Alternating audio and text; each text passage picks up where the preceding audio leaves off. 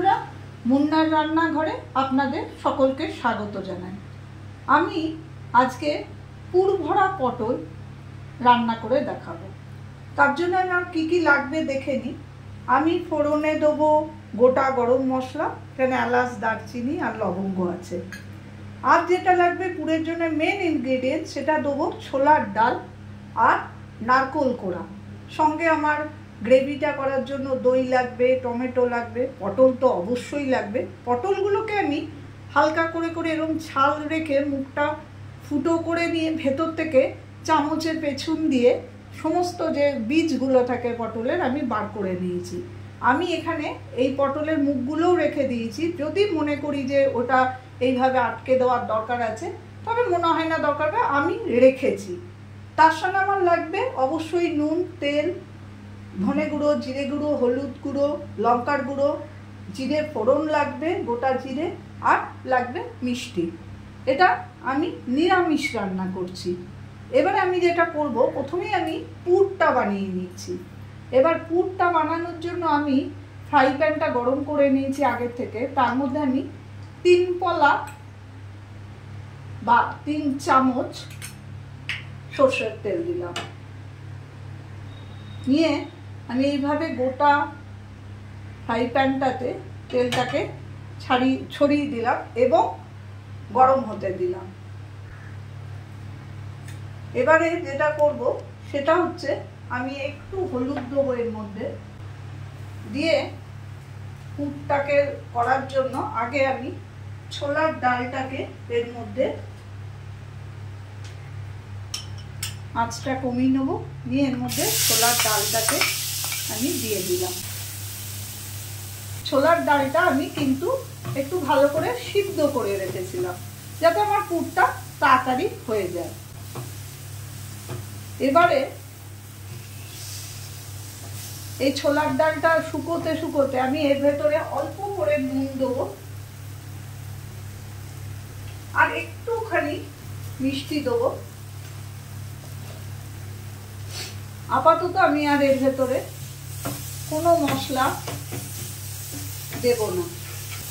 যখন দেখবো পুরো জলটা শুকিয়ে এসছে, তখন আমি নারকেল কুড়ো যেটা রেখেছিলাম, সেই নারকেল কুড়োটা আমি এই পুরের জন্য এর ভেতরে এই ছোলার ডালের সঙ্গে মিশিয়ে দেবো।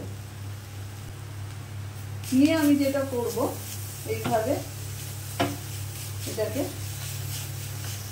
মিশিয়ে দেবো।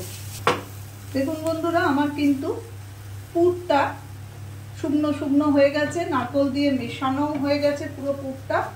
এবার আমি যেটা করব, আমি গ্যাসটা বন্ধ করে দেবো আর পুরটাকে সুন্দর করে ঢেলে রাখবো।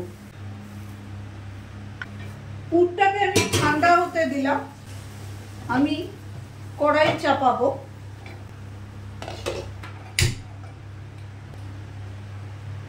কড়াইয়ে তেল দিয়েছি, তেলটা গরম হতে দেবো। কিচ্ছু করবো না, এখন আমি শুধু একটুখানি হলুদ দিয়ে এই যে পটলগুলো রেখেছি এর মধ্যে একটু নুন মাখিয়ে নেব পটলের গায়ে, নিয়ে হালকা করে একটু ভেজে নেব।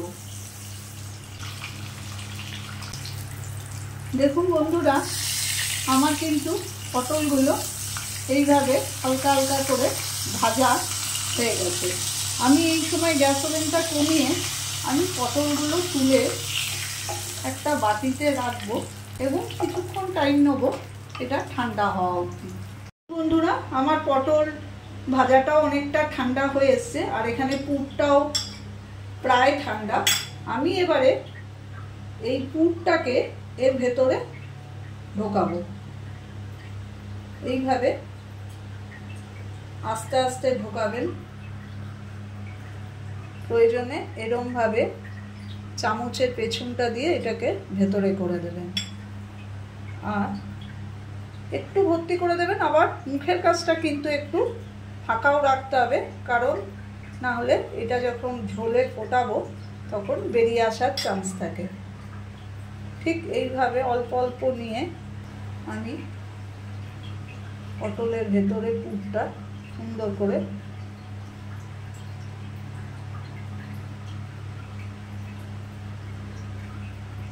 এই পদ্ধতিতে আমার পটলের মুখটা আটকানোরও কোনো প্রয়োজন হবে না। এই দেখুন আমি দেখিয়ে দিই ভালো করে।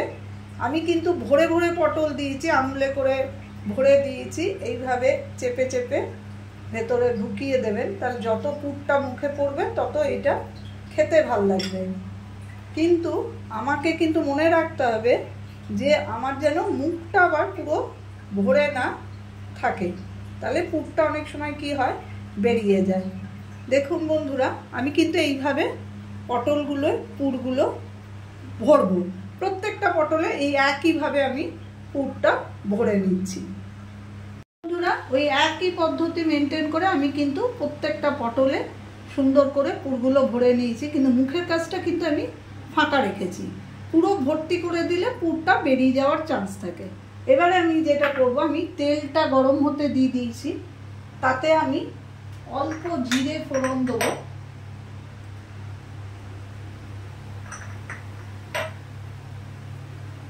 আর এই যে গোটা গরম মশলা রেখেছি, লবঙ্গ, এলাচ আর দারচিনি, এটাও আমি তেলের মধ্যে দিয়ে দেবো। ফোড়নটা হতে একটু সময় দেবো। যখন ফোড়নটা হয়ে আসবে তখন আমি একটা সুন্দর গন্ধ বেরোবে, তাহলে বুঝতে পারবেন ফোড়নটা হয়ে গেছে। এই সময় আমি অল্প হলুদ দিয়ে আমি দুটো ছোট করে কেটে রাখা টমেটোকে এখানে দিয়ে দিলাম। যেহেতু এটা নিরামিষ রান্না, টমেটোটা একটু বেশি করে দিতে হবে। এবারে আমি টমেটোটা আরও তাড়াতাড়ি গলে যাবে, সেই জন্য আমি একটুখানি পরিমাণ মতো নুনটা এর মধ্যে দিয়ে দিলাম। এইভাবে টমেটোগুলোকে সুন্দর করে গলিয়ে দেবো। প্রয়োজনে একটুখানি ঢাকা দিয়ে দেবেন, তাহলে দেখবেন টমেটোটা খুব তাড়াতাড়ি গলে যাবে।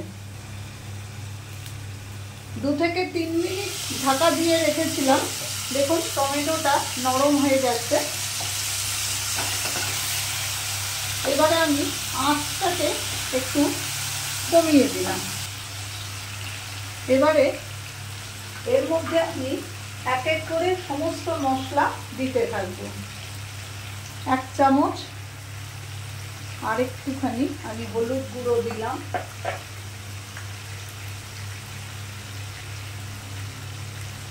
ধনে গুঁড়ো, জিরে গুঁড়ো,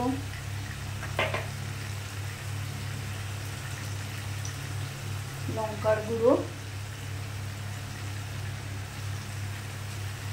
এবং একটু মিষ্টি দেবো, এই 1 চামচ মতো। নিরামিষ রান্নায় একটু মিষ্টি পড়লে খেতে আরো ভালো লাগে। এবারে আমি একটু বাড়িয়ে বাড়িয়ে মশলাগুলোকে এইভাবে ভেজে নেব। যদি মনে হয় মশলাটা পুড়ে পুড়ে যেতে পারে জল কমের জন্য, তাহলে একটু জল দিয়ে মশলাটা কষে নেবেন। এইভাবে কষার পর আমি এর মধ্যে এই দই একটু ফেটিয়ে রেখেছিলাম, সেই দই পরিমাণ মতো দিয়ে দিলাম। এবারে যে পুরটা যদি বেঁচে থাকে আপনাদের পুর, যেমন আমার একটু পুর বেঁচেছে, আমি কিন্তু এটা নষ্ট করব না, এটা আমি এই ঝোলের মধ্যেই দিয়ে দেবো, তাতে টেস্টটা আরও ভালো হবে, ঝোলটাও গাঢ় হবে আর খেতে আরও ভালো হবে। দেখুন বন্ধুরা, আমার কিন্তু এই তেলটা ছেড়ে এসছে, মানে আমার কিন্তু কষাটা সুন্দরভাবে হয়ে গেছে। এবারে আমি এর মধ্যে জল দিয়ে দেবো।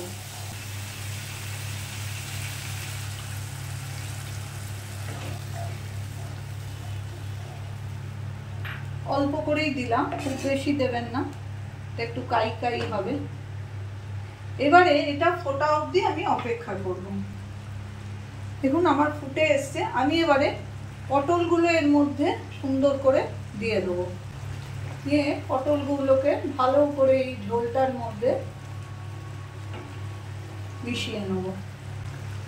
এই সময় আমি আঁচটা কমিয়ে দেবো, দিয়ে আমি একটুখানি পটলগুলো সেদ্ধ হওয়ার জন্য 1 মিনিট 5-এর জন্য ঢাকা দিয়ে কমিয়ে রাখবো। বন্ধুরা, ঠিক 5 মিনিট পর আমি ফিরে এলাম। এবার আমি দেখব। হ্যাঁ, দেখুন অলমোস্ট আমার কিন্তু শুকিয়ে এসছে। পটলগুলোও সেদ্ধ হয়ে গেছে, কোনোটাই একটুও কোনোটা বেরোয়নি। এই অবস্থায় আমি গ্যাসটাকে বন্ধ করে দেবো। আর আমি বলতে ভুলে গেছিলাম, একটুখানি ঘি দেবেন, বন্ধ করার পর দেবেন, তাহলে ঘিয়ের গন্ধটা আরো ভালো হয়। এবারে আমি সুন্দর করে এটা সার্ভ করে দেবো।